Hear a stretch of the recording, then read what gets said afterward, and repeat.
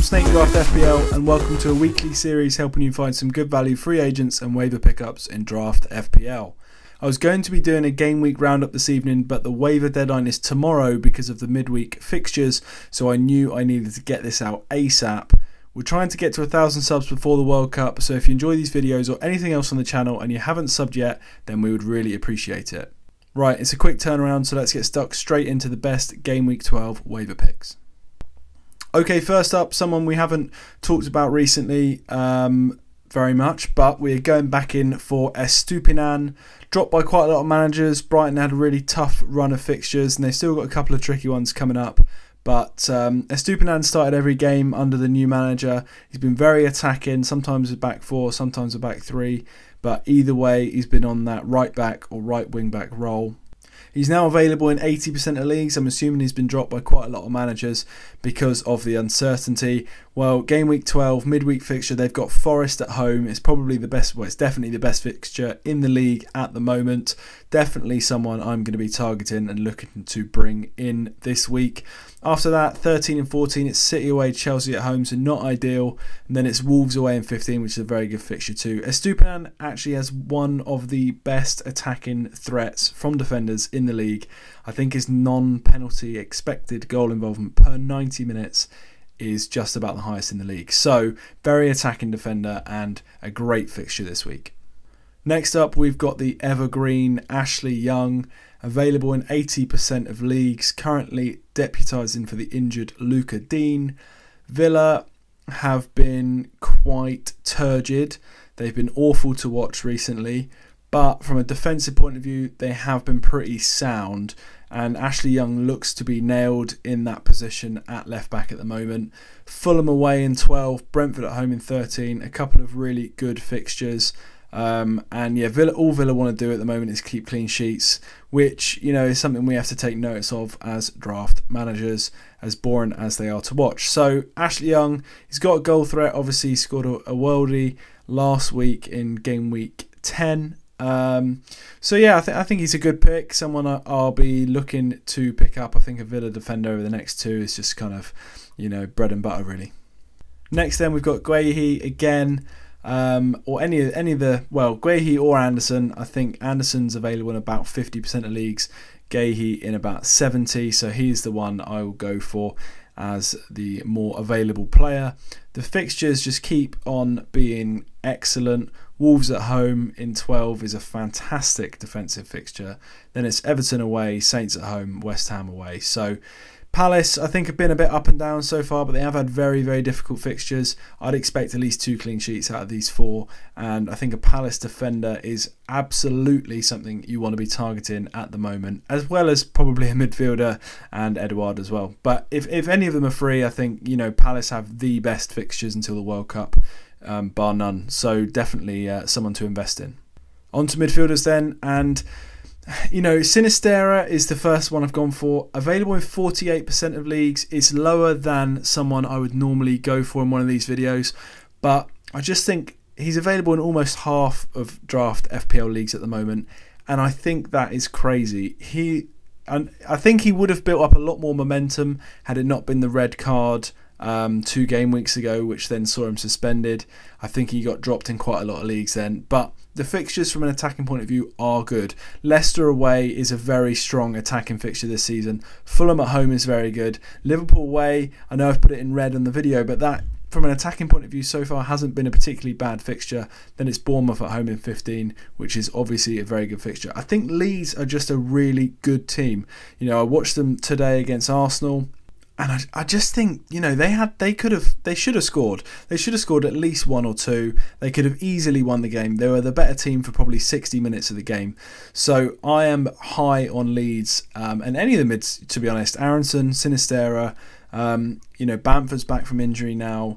He's in the mix. Rodrigo and him maybe splitting time a little bit, so that might be a bit of a tricky spot to dabble in. But I think Harrison, Sinisterra, Aronson, all fantastic picks.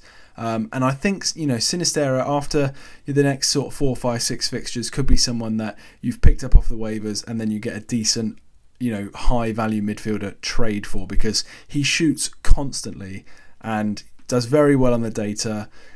I just think he's a really, really good pick at the moment. Next, on the complete opposite end of the spectrum, available in 96% of leagues, Harry Wilson. There's been comments over the last few videos, when are you going to say about Wilson? Wilson's back in training. Well, he's now had 2 appearances off the bench, and I think he's just about ready to start. He was probably, along with Mitrovic, Fulham's best player in the Championship last season, got the injury in pre-season and has not played a minute up until last game week. Well, he came off the bench then. He came off the bench this week against Bournemouth. Looked very good as well. I think Fulham looked a lot better after half-time when they made some changes. They did dominate the second half. They just couldn't quite find that winning goal. I think Wilson will probably now, I would expect him now to start game week 12. So now is the time to jump on, in my opinion. It's still available in 96% of leagues. If you jumped on earlier than this, then you're probably already sat pretty. But Villa at home, Leeds away, Everton at home in the next 3 are really strong fixtures. And I think Fulham are just a good attacking side. And, maybe it was a bit of a misstep talking about their defence last week. The defence does look poor. I mean, conceding 2 at home to Bournemouth is not ideal. But from an attacking point of view, they do create a lot of chances. So Wilson is someone I'm definitely targeting at the moment. Last mid then, I'm double dipping back in from last week. It's Gallagher.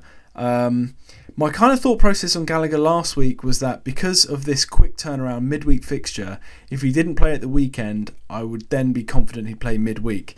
So I personally picked up Gallagher this week. Didn't start, obviously got me 1 point, which isn't ideal, but I've now got him for game week 12, Brentford away, which is a really strong fixture. And you never know with Potter, you never know with Chelsea, but I do expect Gallagher to start. That doesn't mean he will. I'd probably put it at about 65-35 that he starts, but that is literally just, finger in the air.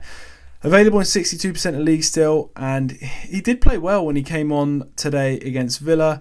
I think Chelsea looked a bit stronger as the game went on. They did get kind of outplayed for the majority of the game against Villa, but they did get the win, so it doesn't really matter at the end of the day. But I think Gallagher is quite an attacking midfielder and someone that progresses the ball a bit more than the players they have been playing there. The Kovacic, Loftus-Cheek, Jorginho, these kind of players that just want to recycle the ball a little bit more. So Gallagher, I think, is someone that's going to break into the first team, and hopefully we'll see him do quite well. And if not, he's waiver fodder. You can just drop him again. Finally then, on to forwards, and it's finally time, I think, to go for Dennis. When he first signed for Forest, a load of people wavered him in. I think he's available in 92% of leagues at the moment. I think at one point he was down to like 50%. So he was mass wavered in when he first signed. Never really got going. I kind of held off putting him in one of the videos because I kind of fancied Brennan Johnson and Awoniyi to keep the spot, which kind of happened, kind of didn't. I now think, Dennis is on a little bit of form. I know that he blanked against Wolves, but he did score in the previous game. Brennan Johnson missed a penalty against Wolves, hasn't played very well lately, has not really been doing that much, in terms of the build-up, not really been getting involved. I think Dennis, this could be famous last words, we could easily see Awoniyi start through the middle and Dennis get benched, but I think Dennis is probably going to play the next few. Brighton away in 12 is a good fixture from an attacking point of view. Since De Zerbi has taken over, Brighton have not been particularly attacking, so they've not been very good defensive. They've been very attacking. He's probably the best available forward on the waivers this week. Not obviously, I can't see your leagues, but I can't imagine there'll be too many better available just because the forward ownership is so high. Okay then, they are my Game Week 12 waiver picks. No roundup this week, such a quick turnaround. I'll be back with Game Week 13 waivers in just a few days' time, probably Wednesday that will come out, I would have thought. So stay tuned for that. If you really enjoy the content and want to support the channel, then go to our Patreon in the description. You can join our Discord server from there. Other than that, like the video, subscribe if you're new, and we'll see you next time.